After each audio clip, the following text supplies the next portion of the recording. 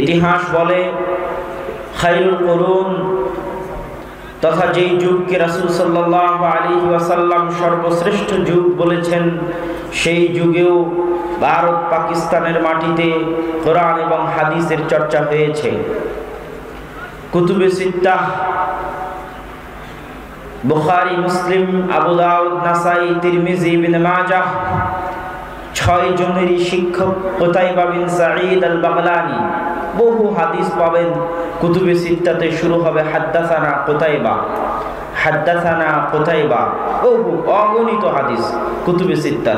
সহিহ বুখারী হোক, সহিহ মুসলিম হোক, সুনানুত তিরমিজি, জামিউত তিরমিজি হোক, সুনানে আবি দাউদ হোক, নাসাই হোক, ইবনে মাজাহ হোক, হাদ্দাসানা কুতাইবা, কুতাইবা আমাদেরকে হাদিস শুনিয়েছেন মর্মে ইমাম বুখারী বলছেন, ইমাম মুসলিম বলছেন, আবু দাউদ বলছেন, নাসাই বলছেন, তিরমিজি বলছেন, ইবনে মাজাহ বলছেন। অথচ এই কুতাইবা পাকিস্তানের সীমান্তবর্তী বাগলান অঞ্চলের একজন মানুষ, তথা সেই যুগেও ভারত পাকিস্তানের সীমান্তবর্তী অঞ্চলে কোরআন এবং হাদিসের চর্চা হতো। পাকিস্তানের একটি শহর মানসুরাবাদ, যার পরিচয় ইতিহাসের পাতায় পাওয়া যায়।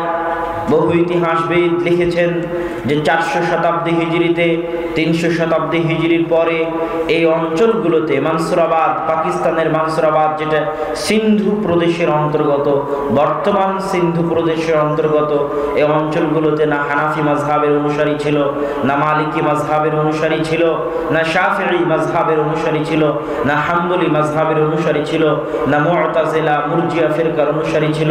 এই অঞ্চলগুলোতে শুধুমাত্র স্বাধীনভাবে কোরআন এবং হাদিসের অনুসরণের চর্চা ছিল, তথা আহলুল হাদিসের অস্তিত্ব ছিল।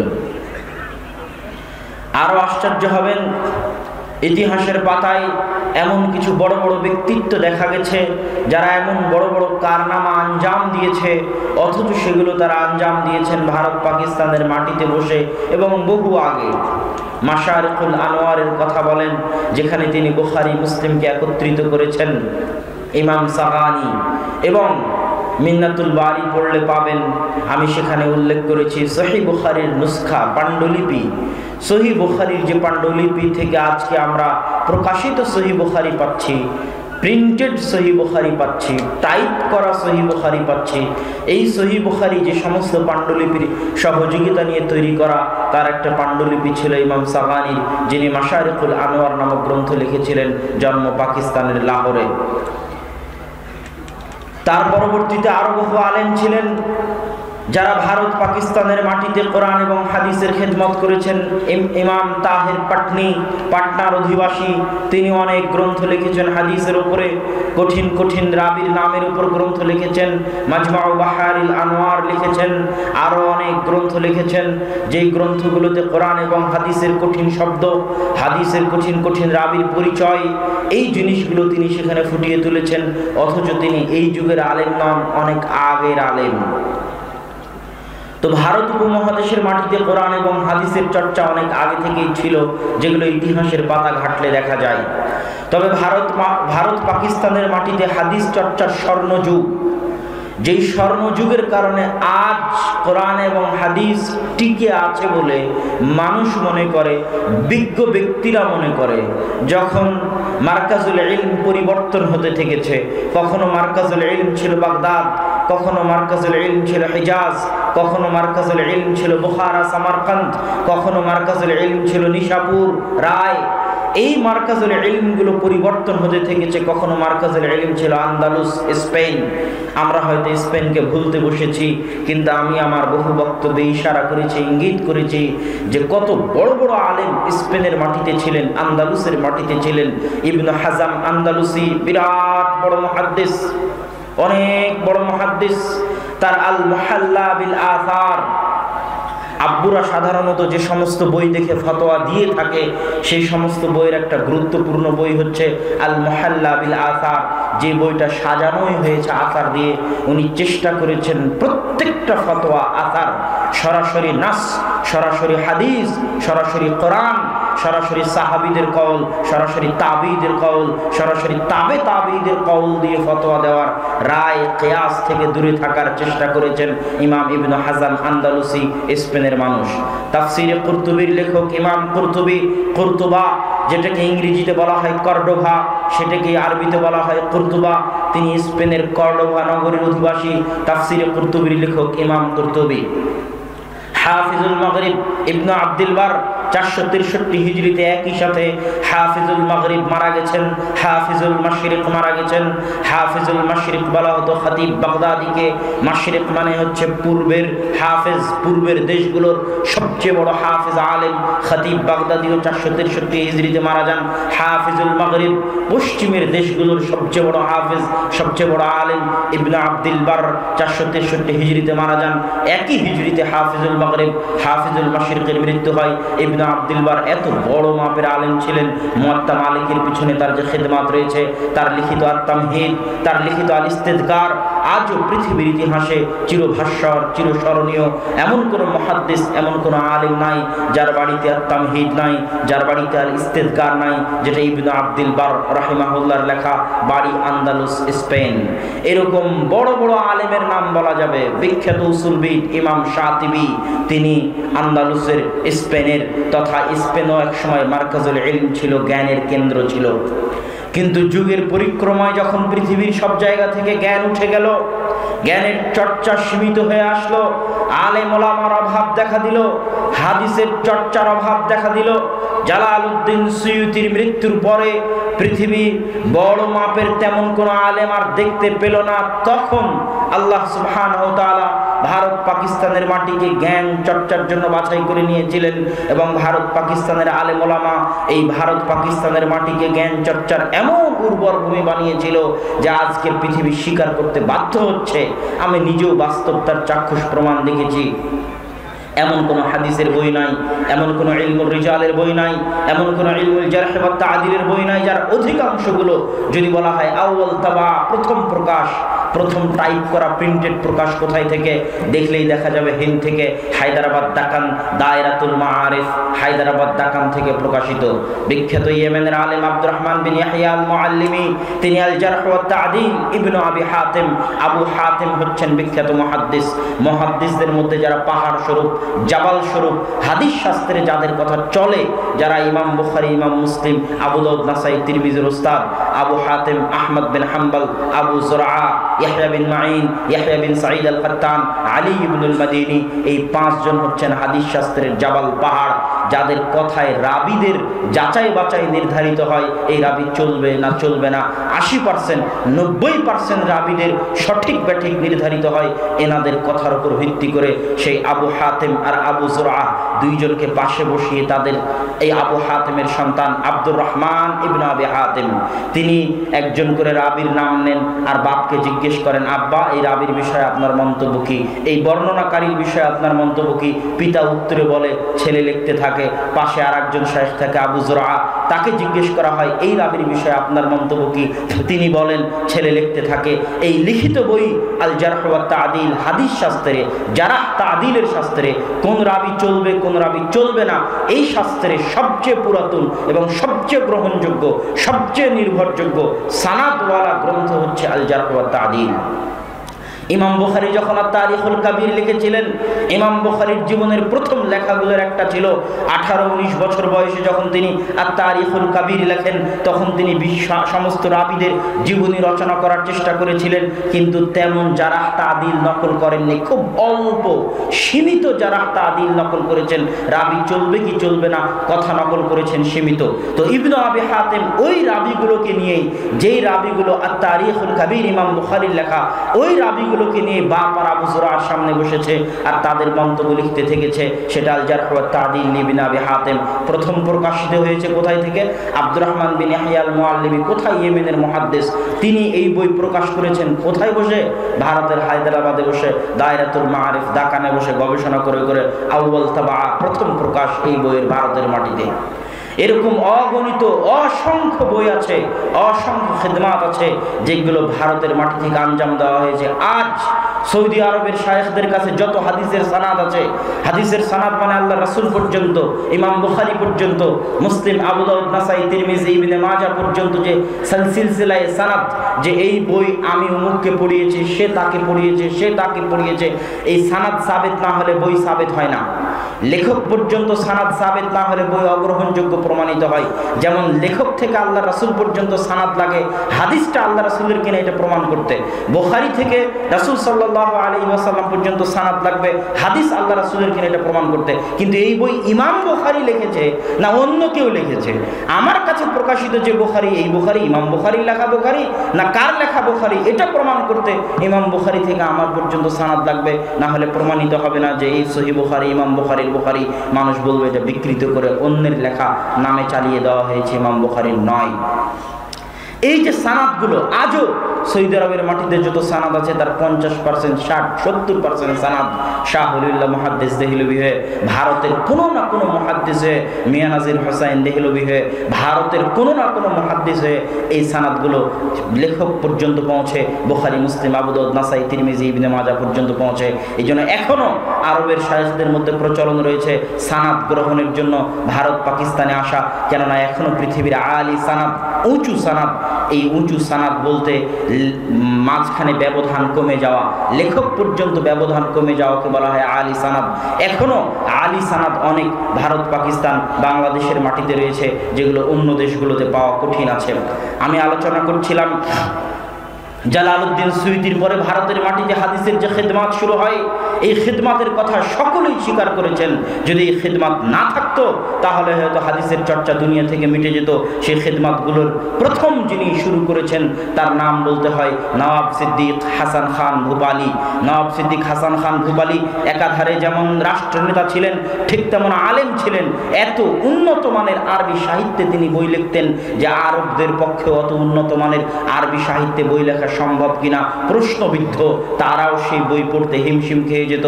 আকীদার উপর তার 10-এরও অধিক বই রয়েছে নওয়াব সিদ্দিক হাসান খান ভূপালী। আজকে আপনি প্রতিযোগিতায় পাশ করলে পুরস্কার দিচ্ছেন, সেই যুগে নওয়াব সিদ্দিক হাসান খান ভূপালী বুলুগুল মারাম মুখস্থ করতে পারলে এই পুরস্কার, মিশকাত মুখস্থ করতে পারলে এই পুরস্কার, আরবাঈন নববী মুখস্থ করতে পারলে এই পুরস্কার, অগণিত পুরস্কার তিনি বিতরণ করতেন। আজকে মানুষ ফ্রি বই বিতরণ করতেছে, সেই কালে নওয়াব সিদ্দিক হাসান খান ভূপালী তাফসীর ইবনে কাসির, সহিহ বুখারী, ইলামুল মুওয়াক্কিঈন, কিতাবুত তাওহীদ, এরকম শত বই, হাজারো লাখো কপি ভারতের বড় বড় আলেমদের কাছে নিজে ছাপিয়ে ফ্রি বিতরণ করিয়েছেন। বুলুগুল মারাম, মিশকাতুল মাসাবিহ। ভারতের মাটিতে হাদিসের চর্চায় নওয়াব সিদ্দিক হাসান খান ভূপালীর অবদান অনস্বীকার্য এবং আরবের আলেমগণ স্বীকার করে। দ্বিতীয় আরেকজন ব্যক্তি হচ্ছে শাহ ওলিউল্লাহ মুহাদ্দিস দেহলভী। তার লেখা আল হুজ্জাতুল্লাহিল বালেগার, যে আরবি ভাষার মান, এই আরবি ভাষার মান একজন ভারতের মাটিতে বসা একজন অনারব কিভাবে লিখতে পারে তা ভাবতে ভাবতে মানুষ অজ্ঞান হয়ে যেতে পারে। হুজ্জাতুল্লাহিল বালেগাতে শাহ ওলিউল্লাহ মুহাদ্দিস দেহলভী রাফুল আদাইনের কথা লিখেছেন, 12 তাকবীর ঈদের সালাত আদায়ের কথা লিখেছেন, জোরে আমিনের কথা লিখেছেন। তিনি আমলগতভাবে হানাফি হলেও তিনি তার লেখনীতে, তার দার্সে আহলুল হাদিসদের কথা বলে গেছেন। শাহ ওলিউল্লাহ মুহাদ্দিস দেহলভীর মাধ্যমে মূলত ভারতের মাটিতে জমে থাকা শিরক, বেদাত, জুমুদ, তাকলিদের যে জুমুদ ভারতের মাটিতে জেঁকে বসেছিল, সেটার বিরুদ্ধে প্রথম আন্দোলন মূলত তিনি ইলমি আন্দোলন পরিচালনা করেছিলেন। তার ছেলে, তার মৃত্যুর পর আব্দুল আজিজ মুহাদ্দিস দেহলভী, যিনি প্রথম ভারতকে দারুল কুফর ঘোষণা করেন। দারুল কুফর মানে যার বিরুদ্ধে জিহাদ করা যায়, যার গনিমতের মাল লুণ্ঠন করা যায়, যার জোরপূর্বক ক্ষমতা দখল করা যায়, সেটাকে বলা হয় দারুল কুফর। যেহেতু ভারত দারুল ইসলাম ছিল, মুসলমানেরা যেহেতু ভারত শাসন করত, সেহেতু যতক্ষণ ভারতকে দারুল কুফর বলা না হচ্ছে ততক্ষণ জিহাদ জায়েজ হবে না। প্রথম ভারতকে দারুল কুফর বলে ফতোয়া দিয়েছিলেন আব্দুল আজিজ মুহাদ্দিস দেহলভী। তার লেখা বই বুস্তানুল মুহাদ্দিসিন ইসলামিক ফাউন্ডেশন থেকে অনুবাদ করা আছে। মুহাদ্দিসদের বই পুস্তক জীবনী নিয়ে তিনি সেই বই লিখেছেন। সম্মানিত উপস্থিতি, আব্দুল আজিজ মুহাদ্দিস দেহলভীর পরে তার হাদিসের মাসনাদ, দেহলভী মানে দিল্লির অধিবাসী, দিল্লির অধিবাসীকে বলা হয় দেহলভী। তার হাদিসের মাসনাদ আঁকড়ে ধরেন শাহ ইসহাক মুহাদ্দিস দেহলভী। ইসহাক মুহাদ্দিস দেহলভী পর্যন্ত ভারত, পাকিস্তান, বাংলাদেশের আহলে হাদিস বলেন, দেওবন্দি বলেন, বেরলভী বলেন, সকলের হাদিসের সানাদ, সকলের উস্তাদ এক এবং একক। এমন কোনো ছাত্র ভারত পাকিস্তানের মাটিতে পাওয়া যাবে না আলেম যিনি এই তিনজনের ছাত্রের ছাত্র নন, এই তিনজনের ছাত্রের ছাত্রদের নিকটে পড়েননি এমন ছাত্র, সেটা হানাফি হোক, দেওবন্দি হোক, আহলুল হাদিস হোক, ভারত পাকিস্তানের মাটিতে খুঁজে পাওয়া মুশকিল। সেটা আহমদ শফি হোক, আর সেটা আব্দুল খালেক সালাফি হোক, আর সেটা ডক্টর মুসলিহুদ্দিন হোক, আর সেটা আমি হই, আর সেটা জুনাইদ বাবুনগরী হোক, সকলের কারো না কারো এই তিনজনের ছাত্রের নিকটে সারা ভারত, পাকিস্তান, বাংলাদেশের 99% ছাত্রের পড়াশোনা। শাহ ইসহাক মুহাদ্দিস দেহলভির পর দার্স ভাগ হয়ে যায়। আহলুল হাদিস এবং দেওবন্দি যেটা আমরা বলতে পারি, তারা মুখোমুখি অবস্থান গ্রহণ করে মিয়া নাজির হুসাইন দেহলভির শক্ত ভূমিকার কারণে। মিয়া নাজির হুসাইন দেহলভির আগে শিরক বিদআতের বিরুদ্ধে, হাদিসের উপর আমলের পক্ষে, তাকলিদের বিরুদ্ধে কঠোর ও কঠিনভাবে ভূমিকা রাখার সাহস তেমন কেউ করেননি। প্রথম করেছিলেন মাওলানা ইসমাইল শহীদ আর মিয়া নাজির হুসাইন দেহলভি। মাওলানা ইসমাইল শহীদ করেছিলেন জিহাদের মাঠে। মাওলানা ইসমাইল শহীদ এবং সৈয়দ আহমদ বেরলভি তারা আগেই জিহাদ শুরু করেননি। সারা ভারতে 5 বছর ব্যাপী দাওয়াতি বিপ্লব চালিয়েছেন। ভারতের উত্তর থেকে দক্ষিণ, পূর্ব থেকে পশ্চিম দাওয়াতে গেছেন এবং দাওয়াতি কাজে ব্যস্ত থেকেছেন। মাওলানা ইলায়েত আলী, মাওলানা বেলায়েত আলী, তাদের দাওয়াতি ছিল শিরক এবং বেদাতের বিরুদ্ধে, তাকলিদের বিরুদ্ধে, হাদিসের উপর আমলের পক্ষে। রাফুল আদাইন করতে হবে, জোরে আমিন বলতে হবে, এগুলোর প্রচার এবং প্রচলন কঠোরভাবে তিনি প্রথম শুরু করেছিলেন। তার বই তাকবিয়াতুল ঈমান যদি আজকেও পড়েন আপনি আশ্চর্য হবেন, এই অন্ধকার ভারতের মাটিতে শিরকের বিরুদ্ধে, বেদাতের বিরুদ্ধে কত কঠোর কলম তিনি সেই যুগে ধরেছেন, তা ভাবতে অবাক লাগে। আপনি যদি মনে করেন দিবস কেন শিরক, আব্দুর রাজ্জাক বিন ইউসুফ কেন বলে দিবস শিরক, আপনাকে তাকবিয়াতুল ঈমান পড়তে হবে। শাহ ইসমাইল শহীদ রাহিমাহুল্লাহ লিখে যাওয়া, সেখানে তিনি শিরকের আকীদা, তাওহীদের আকীদা, বেদাত এবং সুন্নাতের আকীদা স্পষ্ট করেছেন। ঠিক আর একদিকে মিয়া নাজির হুসাইন দেহলভি, তার 1.5 লক্ষ ছাত্র ছিল। তিনি ছিলেন, তার একটা লেখা গ্রন্থ আছে মেয়ারুল হক। এই মেয়ারুল হক গ্রন্থটা এই দেশের মাটিতে যারা তাকলিদকে আঁকড়ে ধরে থাকতো তাদের উপর ছিল অ্যাটম বমের মতো। এই মেয়ারুল হকের জবাব লিখতে লিখতে লিখতে লিখতে ওই সমাজও ক্লান্ত হয়ে গেছে, এই সমাজও ক্লান্ত হয়ে গেছে। এখনো মেয়ারুল হকের জবাব লেখা হচ্ছে, পাল্টা জবাব লেখা হচ্ছে, আবার জবাব লেখা হচ্ছে, আবার পাল্টা জবাব লেখা হচ্ছে। 150 বছর হয়ে গেছে, কিন্তু বইয়ের জবাব, পাল্টা জবাব এখনো চলতেই আছে। সেই বইয়ের নাম মেয়ারুল হক, লিখেছেন মিয়া নাজির হুসাইন দেহলভি। তার 1.5 লক্ষ ছাত্র। আজ সারা পৃথিবীতে যেখানে যত আহলে হাদিস দেখতে পাচ্ছেন, বংশালের আহলে হাদিস বলেন, বেরায়েতের আহলে হাদিস বলেন, বল্লার আহলে হাদিস বলেন, আর নতুন আমরা যারা দাওয়াতি কাজে দেখতে পাচ্ছেন বড় বড় আলেম ওলামাদেরকে, সেটা আব্দুর রাজ্জাক বিন ইউসুফ হোক, আকরামুজ্জামান বিন আব্দুস সালাম হোক, আরো যত আলেম ওলামাকে দাওয়াতি ময়দানে দেখতে পাচ্ছেন, তারা সকলেই মিয়া নাজির হুসাইন দেহলভির ছাত্ররা। সারা ভারত, পাকিস্তান, বাংলাদেশে যে দাওয়াতি বিপ্লব নিয়ে ছড়িয়ে গেছিলেন সেটার ফসল। তার 4 জন ছাত্রের কথা না বললেই নয়। একজন আব্দুর রহমান আল মুবারকপুরি, একজন শামসুল হক আল আজিমাবাদী, একজন সানাউল্লাহ অমৃতসরী, একজন আব্দুল্লাহ গাজীপুরি। এটা ইতিহাস, এই ইতিহাস মনে রাখতে হবে। মনে না রাখতে পারাটা ব্যর্থতা।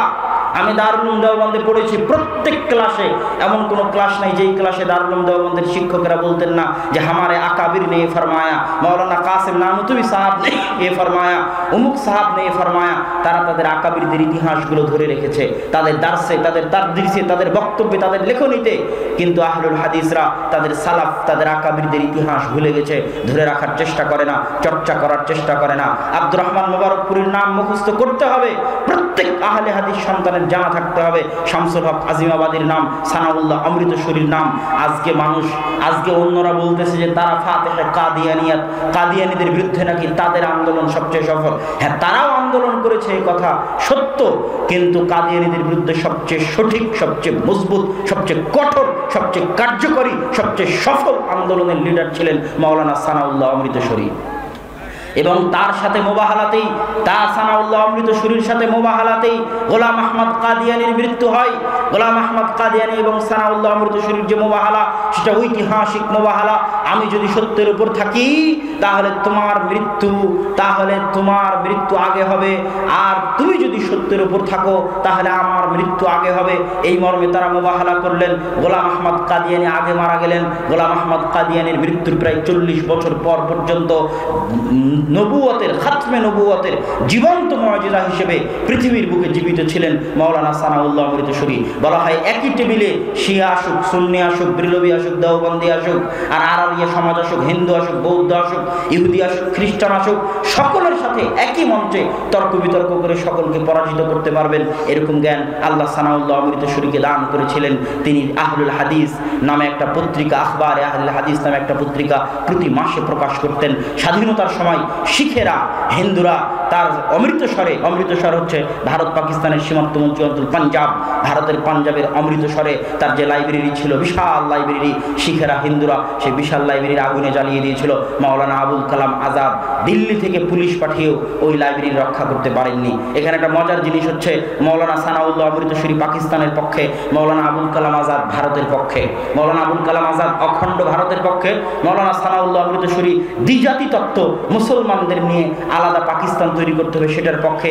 এই মতভেদ থাকার পরও মাওলানা আবুল কালাম আজাদ যেহেতু আহলুল হাদিস ছিলেন, আমি আমার বহু বক্তব্যে আহলুল হাদিসদের ইতিহাসে বলেছি যে মাওলানা মুহাম্মদ জুনাগড়ি, যিনি সর্বপ্রথম তাফসির ইবনে কাসিরকে উর্দুতে অনুবাদ করেছেন, যিনি সর্বপ্রথম ইলামুল মুওয়াক্কিনকে উর্দু অনুবাদ করেছেন, যেই উর্দু অনুবাদ থেকে মাওলানা মুহাম্মদ জুনাগড়ির জামাই ডক্টর মুজিবুর রহমান বাংলায় অনুবাদ করেছেন, ওই ডক্টর মুজিবুর রহমানের শ্বশুর মাওলানা মুহাম্মদ জুনাগড়ি, যারা অগণিত বই আছে মুহাম্মাদি নামে, সাইফে মুহাম্মাদি, শামি'ে মুহাম্মাদি, দেরায়াতে মুহাম্মাদি, হেদায়াতে মুহাম্মাদি, এরকম মুহাম্মাদি নামে, কায়দায়ে মুহাম্মাদি, সালাতে মুহাম্মাদি, তারা মুহাম্মাদি নামে বহু বই আছে। এই জন্য একটা সময় আহলে হাদিস সমাজে আহলে হাদিসদেরকে আহলে হাদিস বলা হতো না, মুহাম্মাদি বলা হতো, যে অমুক মুহাম্মাদি অমুক হানাফি, উনি মুহাম্মাদি নামে এক সিরিয়ালে অগণিত অসংখ্য বই লিখেছেন। খুতবায়ে মুহাম্মাদি, কায়দায়ে মুহাম্মাদি, এগুলো সব তার লেখা বই ছিল।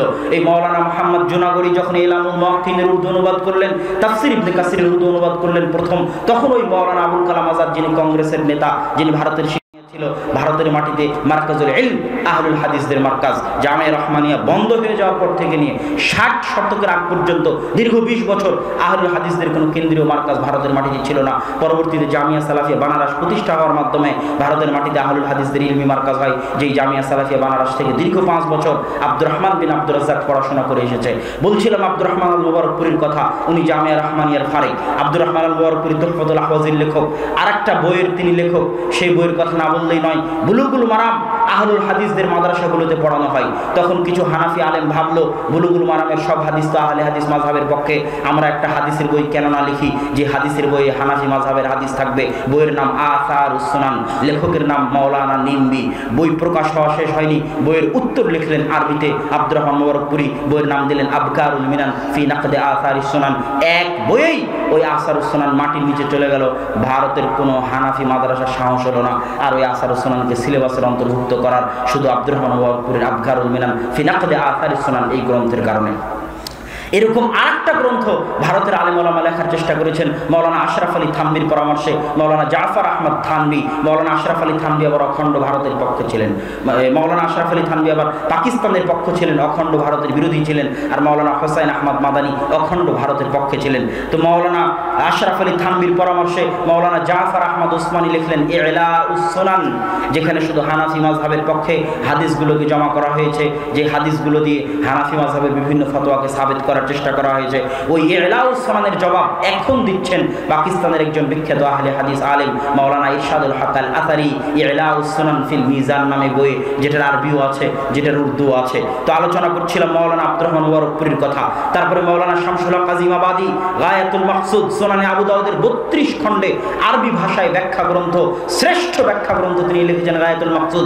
তারও লাইব্রেরিকে হিন্দু মুসলিম দাঙ্গায় পুড়িয়ে জ্বালিয়ে দেওয়া হয়েছে। তার লাইব্রেরির কিছু বাকি অংশ ঢাকায় পর্যন্ত এসেছিল, কিন্তু পরবর্তীতে সেটাও হারিয়ে গেছে। ওই গায়াতুল মাকসুদ হিন্দু মুসলিম দাঙ্গায় হারিয়ে যাওয়ার ফলে মাত্র 2 খণ্ড পাকিস্তান থেকে প্রকাশিত হয়েছে, আর পাওয়া যায় না। তবে গায়াতুল মাকসুদের সারমর্ম আউনুল মাবুদ, যেটা বর্তমানে সারা পৃথিবীতে পরিচিত এবং সারা পৃথিবীর শ্রেষ্ঠ আবু দাউদের ব্যাখ্যা গ্রন্থ আরবিতে গণ্য হয়, সে আউনুল মাবুদের লেখক হচ্ছেন শামসুল হক আল আজিমাবাদী রাহিমাহুল্লাহ। শামসুল হক আজিমাবাদীর আরেকটা বড় কারনামা, আরেকটা নয় 2টা বড় কারনামা আছে। একটা বড় কারনামা হচ্ছে ইমাম বুখারী রাহিমাহুল্লাহ সহিহ বুখারীর প্রায় 25 জায়গায় ক্বালা বাযুন নাস, ক্বালা বাযুন নাস, ক্বালা বাযুন নাস, বাযুন নাস বলে তিনি কিছু মানুষের মাসালাকে রদ করতে চান, কিছু মানুষের মাসালার উত্তর দিতে চান, বিরোধিতা করতে চান। ওই সাধারণত 25 বাযুন নাসের অধিকাংশ মাসালাই হানাফি মাযহাবের বিরুদ্ধে, হানাফি ফিকহের বিরুদ্ধে। তখন মাওলানা আহমদ আলী সাহারানপুরি, যেটা সাহারানপুর জেলা, যে সাহারানপুর জেলায় দারুল দেওবন্দ অবস্থিত, ওই সাহারানপুর জেলায় একটা মাদ্রাসা অবস্থিত মাজাহিরুল উলুম, যে মাদ্রাসার শাইখুল হাদিস ছিলেন ফাজাইল আমরের লেখক মাওলানা জাকারিয়া কান্দেলভি, ওই মাদ্রাসার শাইখুল হাদিস মাওলানা আহমদ আলী সাহারানপুরি, অনেক পুরাতন, অনেক আগের প্রথম শাইখুল হাদিস তিনি, এবং ভারতের যত কুতুবে সিত্তার বই পুস্তক আছে সব কুতুবে সিত্তার বই পুস্তকে মাওলানা আহমদ আলী সাহারানপুরির টিকা আছে, যেগুলো দেওবন্দ থেকে ছাপা, এবং প্রত্যেকটা টিকায় তিনি হানাফি মাযহাবকে সাবিত করার চেষ্টা করেছেন। তার পাল্টা খেদমত এখন পর্যন্ত আহলে হাদিসদের পক্ষ থেকে হয়নি। আহলে হাদিসদের পক্ষ থেকে এই খেদমতের অভাব আছে যে আহলে হাদিসরা কুতুবে সিত্তা প্রকাশ করবে সহিহ টিকা দিয়ে, সহিহ ব্যাখ্যা দিয়ে, টিকা ব্যাখ্যা দিয়ে কুতুবে সিত্তা প্রকাশ করবে, এই খেদমত এখনো ভারত পাকিস্তানের আহলে হাদিসদের পক্ষ থেকে হয়নি। কিন্তু সেই কালে মাওলানা আহমদ আলী সাহারানপুরি কুতুবে সিত্তার সব বই হানাফি মাযহাবের টিকা অনুযায়ী প্রকাশ করে দিয়েছিলেন। তখন তিনি সহিহ বুখারীর যে 25 জায়গায় ক্বালা বাযুন নাস বলে হানাফি মাযহাবকে রদ করতে চেয়েছেন ইমাম বুখারী, ওই 25 জায়গার তিনি উত্তর দিয়েছেন। কে উত্তর দিয়েছে? আহমদ আলী সাহারানপুরি উত্তর দিয়েছে, এবং হানাফি মাযহাবকে প্রতিষ্ঠা করার চেষ্টা করেছে। তার বই লেখা শেষ হয়নি, তার ওই বইয়ের উত্তরে ইমাম বুখারীর পক্ষে, ইমাম বুখারীর ক্বালা বাযুন নাসের রদ যে সঠিক এটার পক্ষে শামসুল হক আজিমাবাদী রাহিমাহুল্লাহ অল্প দিনের মধ্যে আরবিতে বই লিখে তার ওই কথাকে চাপিয়ে দিলেন, তার ওই কথাকে রদ করে দিলেন। এই খেদমতের উত্তর দেওয়া, এই খেদমতের প্রতিদান দেওয়া অনেক কঠিন। আর একটা বড় খেদমত, মাওলানা শিবলি নোমানি নাদতুল উলামা লখনউ, যখন তারা ইমাম বুখারীর উপর অভিযোগ তুলতে লাগলো, ইমাম বুখারীর ফিকহের উপর অভিযোগ তুলতে লাগলো, মাওলানা আবুল আলা মওদুদী কর্তৃক প্রভাবিত হয়ে হাদিসের উপর অভিযোগ তুলতে লাগলো, তখন শামসুল হক আজিমাবাদী তার ছাত্র মাওলানা আব্দুস সালাম মুবারকপুরীকে বলল, শোনো, একটা বই লেখো ইমাম বুখারীর পক্ষে। তখন ছাত্র শিক্ষক পরামর্শ করে সহযোগিতায় একটা বই লিখলেন সিরাতুল বুখারী। যখন মাওলানা শিবলি নোমানি লিখেছিলেন সিরাতুল নুমান তথা সিরাত নুমান ইবনে সাবিত, সেটাতে তিনি ইমাম বুখারী এবং আহলুল হাদিসদের উপর অনেক অভিযোগ উত্থাপন করেছিলেন। ওটার উত্তরে সিরাতুল বুখারী লিখলেন শামসুল হক আজিমাবাদী এবং তার ছাত্র আব্দুস সালাম মুবারকপুরী। আমার দেখা, আমি মিন্নাতুল বারীতে ইমাম বুখারীর জীবনী লিখতে গিয়ে দেখেছি সিরাতুল বুখারীর চাইতে শ্রেষ্ঠ ইমাম বুখারীর জীবনী কোনো গ্রন্থ আরবি ভাষাতেও নাই, উর্দু ভাষাতেও নাই, বাংলা ভাষাতেও নাই, যেটা আহলুল হাদিসদের খেদমত, ভারতের আহলুল হাদিসদের খেদমত, উর্দুতে লেখা সিরাতুল বুখারী। সম্মানিত উপস্থিতি, আরেকজন পাকিস্তানের বিখ্যাত মুহাদ্দিসের খেদমত বলি, যেটা আমি মিন্নাতুল বারী লিখতে গিয়ে দেখতে পেয়েছি, সেটা হচ্ছে ফাইজুল বারী আনোয়ার শাহ কাশ্মীরি, বিখ্যাত হানাফি আলেম, হানাফি পণ্ডিত, দারুল উলুম দেওবন্দের মুহাদ্দিস। তিনি ফাইজুল বারীতে ফাইজুল বারী লিখতে গিয়ে, ফাইজুল বারীর দাস দিতে গিয়ে এই হাফিজ ইবনে হাজার আসকালানির লেখা ফাতহুল বারী অগণিত জায়গায় তিনি ভুল ধরার চেষ্টা করেছেন। কে ভুল ধরছেন? হাফেজ ইমাম কাশ্মীরি, মাওলানা কাশ্মীরি। কার ভুল ধরছেন? হাফিজ ইবনে হাজার আসকালানির ভুল ধরছেন। যদিও হাফিজ ইবনে হাজার আসকালানির বইয়ের ভুল ধরার চেষ্টা সেই যুগে মাওলানা বদরুদ্দিন আইনি করেছিলেন, কেননা আইনি এবং আসকালানি একই শহরে বাস করতেন, কায়রো শহরে। আজ হাফিজ ইবনে হাজার আসকালানি সারা রাতে বাড়িতে যা নোট করে নিয়ে আসতেন, পরের দিনে তা দার্স দিতেন। আজকে যেমন দার্স রেকর্ড হচ্ছে, ওই রকম ছাত্ররা দার্স লিখে নিত। একজন ছাত্র ওই লিখে নেওয়া দার্স বদরুদ্দিন আইনি রাহিমাহুল্লাহকে দিয়ে আসতেন, উনি আবার তখন ওটার জবাব লিখতেন। যখন ফাতহুল বারী প্রকাশ হয়ে গেল, ফাতহুল বারী প্রকাশ হওয়া মাত্রই ফাতহুল বারীর ভুল ধরে তখন উমদাতুল কারি বদরুদ্দিন আইনির লেখা শারহ প্রকাশ হলো, যেটার উত্তর দেওয়ার চেষ্টা করেছেন হাফিজ ইবনে হাজার আসকালানি। আল ইন্তিকাজ, ইন্তিকাজুল ইতিরাজ, ইতিরাজুল ইন্তিকাজ, এই গ্রন্থগুলোতে তিনি উত্তর দেওয়ার চেষ্টা করেছেন, কিন্তু তার আগে তিনি দুনিয়া থেকে বিদায় নিয়েছেন। তো আনোয়ার শাহ কাশ্মীরিও হাফিজ ইবনে হাজার আসকালানির ভুল ধরার চেষ্টা করেছে ফাইজুল বারীতে। এবার হাফেজ মোহাম্মদ গন্দলবি, পাকিস্তানের আলেম, তিনি একটা বই লিখেছেন ইরশাদুল কারি ফি নাকদ ফাইজুল বারী। উনি ফাইজুল বারীতে মাওলানা কাশ্মীরি হাফিজ ইবনে হাজার আসকালানির ভুল ধরতে গিয়ে কি কি ভুল করেছেন, আর উনি নিজে কি ভুল করেছেন, আর ইবনে হাজার আসকালানির ভুল ধরতে গিয়ে কি ভুল করেছেন তা তিনি লিখেছেন। এই খেদমতগুলো পড়লে আপনাকে এবং আমাকে তাদের জ্ঞানের সামনে শিশু মনে হবে যে এই উপমহাদেশের আহলুল হাদিস আলেমরা কি না খেদমতের আঞ্জাম দিয়ে গেছে, ইলমি খেদমতের যে আঞ্জাম দিয়ে গেছে তার ঋণ শোধ করা আহলুল হাদিসরা তো দূরে থাক, হানাফি ভাইয়েরাও শোধ করতে পারবেন না। কেননা হানাফি ভাইদের মধ্যেও ইলমের চর্চা দেখা দিয়েছে আহলুল হাদিসদের চর্চার কারণে। কুতুবে সিত্তা প্রথম উর্দু অনুবাদ করেছে আহলুল হাদিসরাই। ওয়াহিদুজ্জামান হায়দরাবাদী রাহিমাহুল্লাহ তিনি প্রথম উর্দু অনুবাদ করেছেন। তো সম্মানিত উপস্থিতি, আমি আহলুল হাদিসদের ইলমি যে খেদমত, এই খেদমতের উপর যদি বলি তো ঘন্টার পর ঘন্টা এমনিই বলতে থাকা যাবে। ভারত পাকিস্তানের আহলুল হাদিস আলেমরা হাদিসের কী ধরনের খেদমত করেছেন। আজকে এখন আমি যদি মদিনা ইসলামী বিশ্ববিদ্যালয় থেকে পড়ে এসে বলি যে ভারতের আলেমদের নিকট থেকে ইলম নেওয়া যাবে না, জ্ঞান নেওয়া যাবে না, আকীদার শিক্ষা নেওয়া যাবে না, তাহলে এটা নিমক হারামি হবে। ভারত উপমহাদেশের আলেমদের জ্ঞানকে অপমান করা হবে। তারা আজ মদিনা ইসলামী বিশ্ববিদ্যালয়ে সার্বিক সুযোগ সুবিধা ভোগ করার পরে সৌদি সরকার যত কোটি টাকা ইলমের পিছনে খরচ করে, খুব কম দেশ আছে অত টাকা ইলমের পিছনে খরচ করতে পারবে। সার্বিক উন্নত সুযোগ সুবিধা পাওয়ার পরে যে ধরনের খেদমত হচ্ছে, সেই অন্ধকার যুগে ব্রিটিশদের অত্যাচারের মুখে একদিকে ব্রিটিশদের সাথে জিহাদ, আর একদিকে ইলমে খেদমত, এই কঠিন যুগ যে সমস্ত আলেম ওলামা পার করেছেন তাদের খেদমতকে ছোট করে দেখার সুযোগ নেই। সুতরাং সম্মানিত উপস্থিতি, আহলুল হাদিসদের তাদের ইতিহাস সম্পর্কে জানতে হবে। আহলুল হাদিসদের ইতিহাস চিরদিন জিহাদের ইতিহাস, সন্ত্রাস জঙ্গিবাদের ইতিহাস নয়, ইলমের ইতিহাস, অজ্ঞতা মূর্খতা জাহিলিয়াতের ইতিহাস নয়। এমনকি আহলুল হাদিস ভারত উপমহাদেশের আহলুল হাদিস আলেমদের খেদমতের কারণেই আজকের সৌদি আরবের বহু আলেম ওলামা ফিকহি দিক থেকে উদার হতে শিখেছেন। নাসিরউদ্দিন আলবানী রাহিমাহুল্লাহ যে ফিকহি উদারতা শিখেছেন, এই ফিকহি উদারতা তিনি ভারত পাকিস্তানের আহলুল হাদিস আলেমদের নিকট থেকে শিখেছেন। সুতরাং আমাদেরকে ইতিহাস জানতে হবে। রাজনীতির ইতিহাস হোক, জিহাদের ইতিহাস হোক, ইলমের ইতিহাস হোক, আমাদেরকে জানতে হবে। এবং আজকের এই যুগে আহলুল হাদিসদের জ্ঞান চর্চার বড় প্রয়োজন রয়েছে। সব কিছুর মূল ভিত্তি হচ্ছে জ্ঞান। আজ ভারতে পাকিস্তানে যে ইসলাম টিকে আছে, এটার ভিত্তি গণতন্ত্র নয়, এটার ভিত্তি ধর্মনিরপেক্ষতাবাদ নয়, এটার ভিত্তি সেকুলারিজম নয়, এটার ভিত্তি ডেমোক্রেসি নয়, এটার ভিত্তি শুধুই জ্ঞানের চর্চা। মসজিদ মাদ্রাসা নির্মাণের মাধ্যমে জ্ঞানের চর্চাকে ধরে রাখা আজ রোহিঙ্গাদের কাছে নাই। কি জন্য তারা তাদের স্বকীয়তা ধরে রাখতে পারেনি? কেন? তাদের মধ্যে থেকে জ্ঞানের চর্চা উঠে গেছিল। সেকুলারিজম থাকলেও, গণতন্ত্র থাকলেও তাদের উত্থান ঘটবে না যদি জ্ঞান না থাকে। আজ চীনের মুসলমানদের তাদের সেই স্বকীয়তা কেন হারিয়ে ফেলেছে? অত্যাচারিত নির্যাতিত কেন? সেখানে যদি সেকুলারিজমও থাকে, ডেমোক্রেসিও থাকে, গণতন্ত্রও থাকে, ধর্মনিরপেক্ষতাও থাকে, কিন্তু জ্ঞানের চর্চা না থাকে, তাহলে ওই উত্থান ঘটবে না। উত্থান ঘটানোর জন্য জ্ঞানের চর্চার প্রয়োজন। জ্ঞান আসল, জ্ঞান নূর। ইসলাম এসেছে জাহিলিয়াতের বিপরীতে। জাহিলিয়াত হচ্ছে মূর্খতা, আর ইসলাম হচ্ছে জ্ঞান। জ্ঞানের চর্চা যত বাড়বে, আমি সালাফে সালেহিনের জীবনী পড়ে দেখেছি। সালাফে সালেহিনগণ বহু বক্তব্যে আমি বলেছি, সালাফে সালেহিনগণ সবসময় ছিলেন সংস্কারপন্থী। সংস্কারকে তারা সবচেয়ে বেশি গুরুত্ব দিতেন। কেননা সরাসরি ক্ষমতা দখল করতে যাওয়া, সরাসরি ক্ষমতা দখল করার চেষ্টা করা অস্থিতিশীলতার একটা বড় মাধ্যম, নৈরাজ্যতার একটা বড় মাধ্যম। আজ লিবিয়ার মাটিতে দেখেন, সিরিয়ার মাটিতে দেখেন, ইয়েমেনের মাটিতে দেখেন, ক্ষমতা দখল করতে গিয়েই অস্ত্র হাতে উঠিয়ে নিয়ে গণতন্ত্রের নামেই হোক আর জিহাদ জঙ্গিবাদের নামেই হোক, অস্ত্র হাতে উঠিয়ে নিয়ে মুআম্মার আল গাদ্দাফিদের চলে যাওয়ার পরে, এই শাসকদের চলে যাওয়ার পরে আজ লিবিয়া, সিরিয়া, ইয়েমেনের মাটি মুসলমানদের রক্তে রঞ্জিত। মুসলমানদের রক্তে লালে লাল। এক মুসলমান আর এক মুসলমানকে কাফের ফতোয়া দিয়ে হত্যা করতেছে। কেননা তার আকীদায় সমস্যা আছে, তার জ্ঞানে সমস্যা আছে, তার বিদ্যায় ত্রুটি আছে। আর যখনই আগের যুগের সালাফে সালেহিনকে দেখবেন, আহমদ বিন হাম্বল সরাসরি ক্ষমতা কেড়ে নেওয়ার চেষ্টা করেননি, তিনি করেছেন সংস্কারের চেষ্টা। শাইখুল ইসলাম ইবনে তাইমিয়া সরাসরি ক্ষমতা কেড়ে নেওয়ার চেষ্টা করেননি, তিনি সংস্কারের চেষ্টা করেছেন। ক্ষমতা কেড়ে নেওয়ার চেষ্টা সাময়িক অনেক ভালো মনে হলেও, সাময়িক অনেক আবেগপ্রবণ মনে হলেও, সাময়িক অনেক ফলপ্রসূ মনে হলেও দীর্ঘস্থায়ী ক্ষতির কারণ, দীর্ঘস্থায়ী দুঃখের কারণ, দীর্ঘস্থায়ী দাওয়াতি কাজে বাধার কারণ, দীর্ঘস্থায়ী জ্ঞানের চর্চায় বাধার কারণ।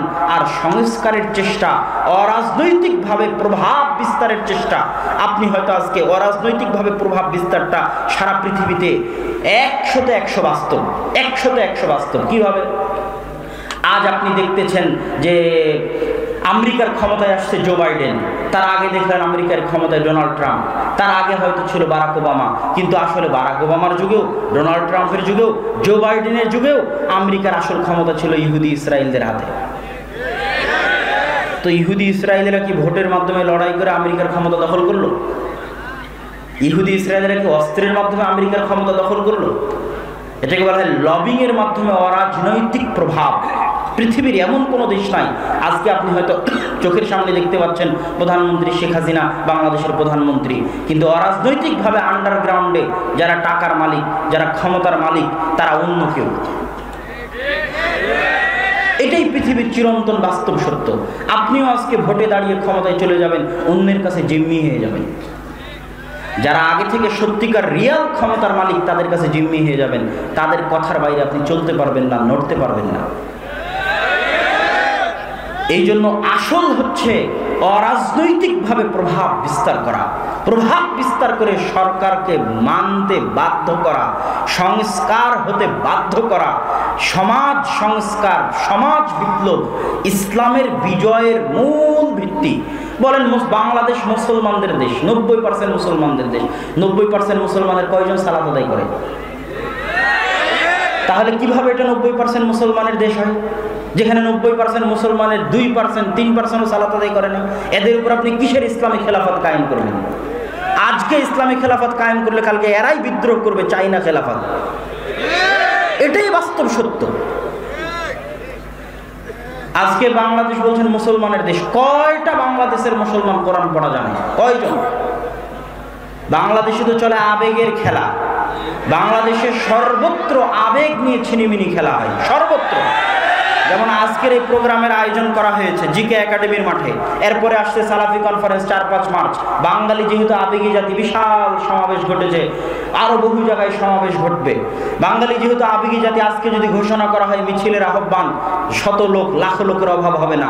কালকে যদি আহ্বান করা হয় মানববন্ধনের, শত লোক লাখ লোকের অভাব হবে না। কালকে যদি আহ্বান করা হয় হরতাল অবরোধের, লোকের অভাব হবে না। সমাবেশের আহ্বান করা হয়, লোকের অভাব হবে না। আর যদি বলি আসেন এখানে কোরআন শেখানো হবে, কয়টা লোক আসবে?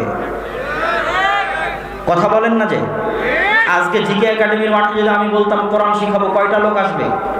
ওয়াল্লাহি আল্লাহর কসম, ওয়াল্লাহি আল্লাহর কসম, ওয়াল্লাহি আল্লাহর কসম, গতকাল থেকে নিয়ে আজ পর্যন্ত জিকে একাডেমির মাঠে যত বক্তা, যত আলেম, যত জ্ঞান গর্ভ আলোচনা করেছেন, তাতে উপস্থিত জনগণের যত উপকার হয়েছে, এই উপস্থিত জনগণকে যদি সূরা ফাতিহা শেখানো হতো, কোরআন শেখানো হতো, আলিফ বা তা সা শেখানো হতো, তার চেয়ে হাজার গুণ উপকারী হতো।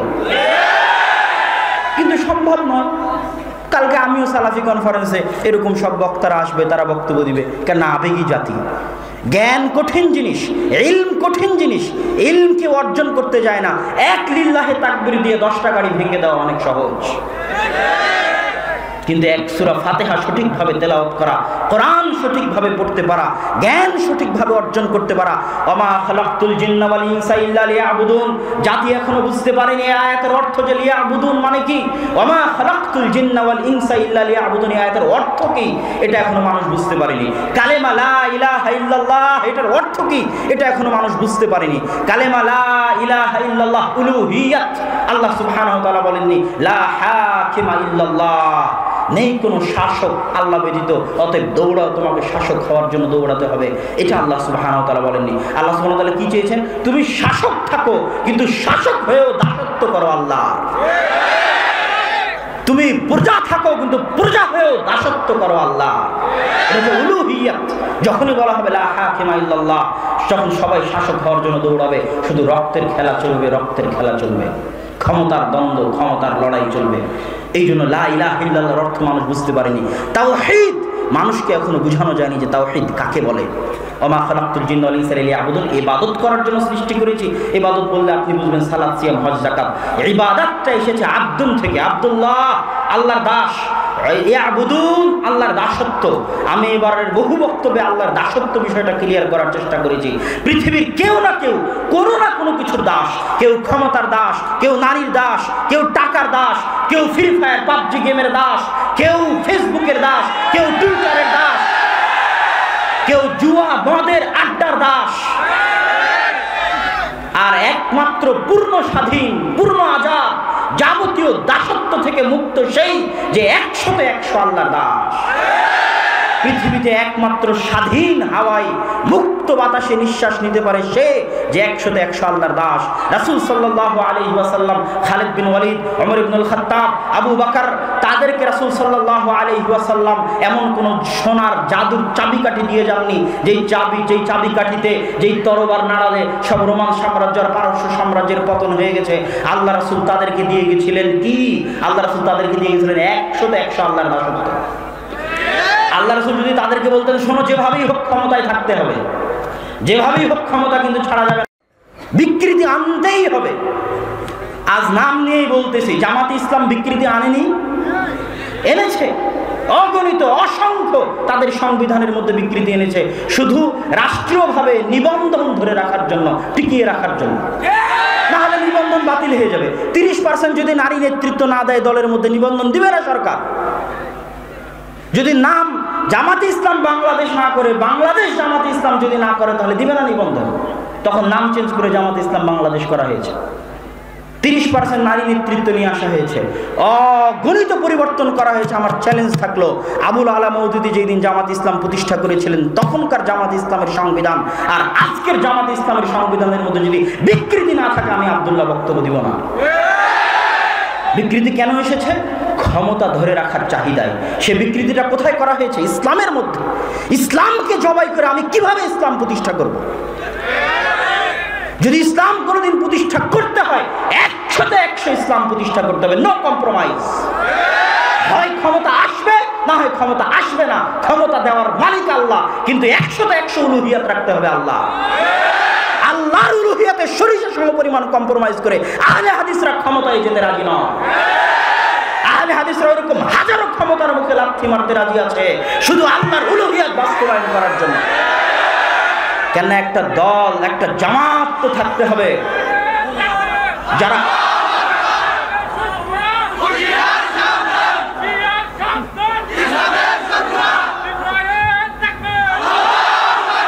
কেননা একটা জামাত তো থাকতে হবে যারা ইসলামকে অবিকৃত রাখবে। ইসলামকে অবিকৃত রাখাই ইসলামের বড় বিজয়।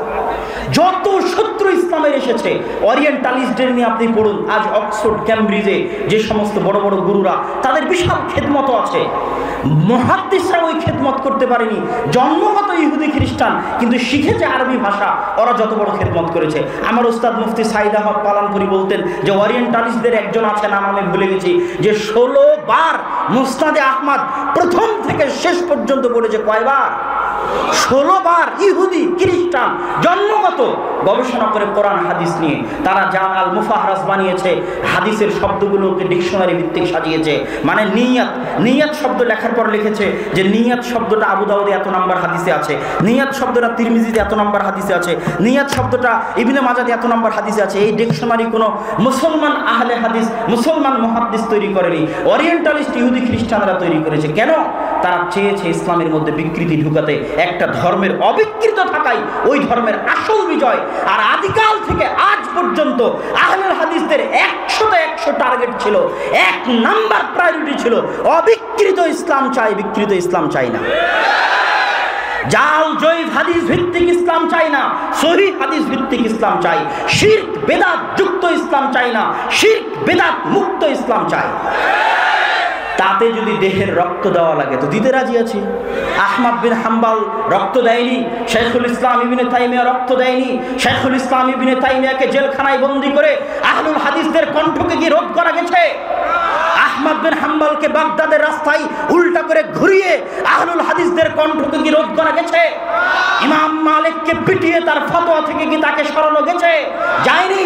নাসিরউদ্দিন আলবানী রাহিমাহুল্লাহর উপর শত অপবাদ, শত জুলুম, শত অত্যাচার, বহিষ্কার করেও তাকে তার আদর্শ থেকে সরিষা সমপরিমাণ টলানো যায়নি।